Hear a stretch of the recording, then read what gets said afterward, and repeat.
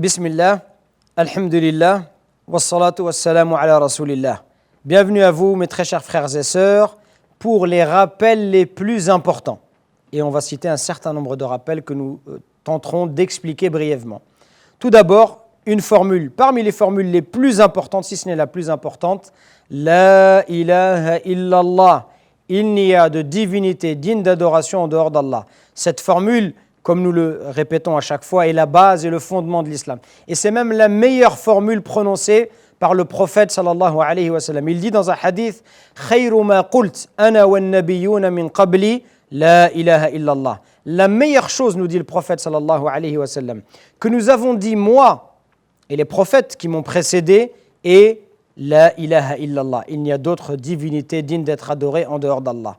Et dans un autre hadith, il est dit également que les gens qui se réjouiront le plus de mon intercession le jour du jugement sont ceux qui disent la ilaha illallah avec un cœur sincère, comme le rapporte l'imam al-Bukhari. Donc cette formule, ça fait partie des meilleurs rappels qu'il est important de répéter tout en comprenant son sens. Son sens, c'est tout simplement que le seul qui mérite d'être adoré, c'est Allah. On doit donc lui vouer un culte exclusif. Deuxième formule, Subhanallah, que nous traduisons généralement en français par gloire à Allah ou gloire et pureté à Allah. Ici, cette formule, Subhanallah, signifie que je purifie Allah de toute imperfection. Quand tu dis Subhanallah, ça veut dire que tu annonces qu'Allah subhanahu wa ta'ala est exempt de tout défaut, de tout manquement, de toute imperfection. C'est ça que ça veut dire. Ça veut dire que tu purifies Allah de toute imperfection. Autre formule également, Alhamdulillah, louange à Allah. Ici, ça veut dire que tu loues Allah Azza wa Jal pour ses attributs les plus sublimes, pour sa bonté. Ça veut dire que tu le remercies, mais avec beaucoup d'amour, de vénération, pour sa perfection et pour tous les bienfaits dont il t'a comblé. Et le prophète sallallahu alayhi wa sallam dit dans un hadith pour nous montrer la valeur de ces deux formules, Subhanallah et Alhamdulillah, gloire à Allah et louange à Allah, il nous dit Walhamdulillah tamla'ul mizan wa subhanallah walhamdulillahi tamla'ani ma bayna as-samawati wal ard.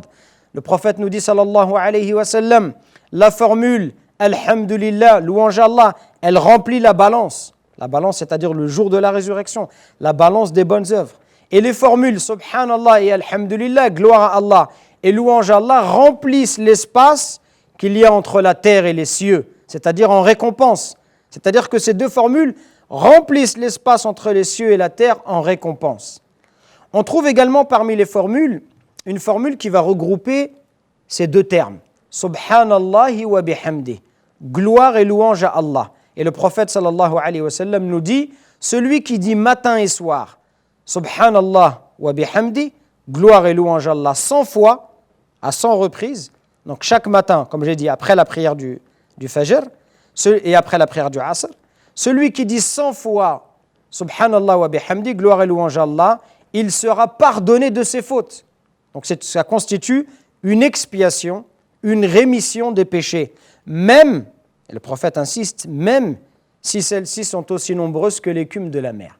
Même si tes péchés sont immenses, sont énormes, sont abondants, cette formule Subhanallah wa bihamdi, prononcée 100 fois le matin et le soir, constitue une expiation des péchés. J'ai dit tout à l'heure que Subhanallah, ça voulait dire je purifie Allah de tout manquement. Et Alhamdulillah, je le remercie pour sa perfection. Et en fait, on voit que ces deux termes, très souvent, ils sont associés, tout simplement parce qu'ils vont bien ensemble. D'un côté, tu annonces qu'Allah est exempt de tout défaut, et de l'autre qu'il est parfait. D'un côté, par Subhanallah, tu annonces qu'Allah est exempt de tout manquement, de toute imperfection, et par Alhamdulillah, tu le remercies pour sa perfection et ses bienfaits. Donc ces deux termes se marient très bien ensemble et leur sens se complète mutuellement. Parmi les formules également, Subhanallah wa bihamdi, Subhanallah al-azim, gloire et louange à Allah, gloire à Allah le majestueux. Et le prophète sallallahu alayhi wa sallam nous dit au sujet de cette formule, Kalimatani khafifatani ala al-lisan. Il y a deux formules qui sont légères sur la langue. C'est-à-dire que c'est très facile de les prononcer. Ça ne coûte rien, ça ne demande aucun effort de dire Subhanallah wa bihamdi, Subhanallah al-azim. كلمتان خفيفتان على اللسان, deux formules qui sont légères sur la langue, ثقيلتان في الميزان, qui sont par contre lourdes sur la balance, c'est-à-dire qu'elles ont beaucoup de valeur et beaucoup de récompenses. حبيبتان إلى الرحمن, très aimées auprès du tout miséricordieux. Subhanallah al-azim, subhanallah wa bihamdih. Gloire et louange à Allah, gloire à Allah, le majestueux. Donc voilà un certain nombre de formules qui, comme vous l'avez compris, sont très faciles à prononcer et il faut s'habituer à les prononcer tout en comprenant le sens auquel elles font référence, et cela va sans nul doute augmenter notre amour pour Allah subhanahu wa ta'ala. Si tu prends 5 minutes chez toi, lorsque tu es seul, tu t'isoles et tu penses à tous les bienfaits, c'est ce que je vous invite à faire.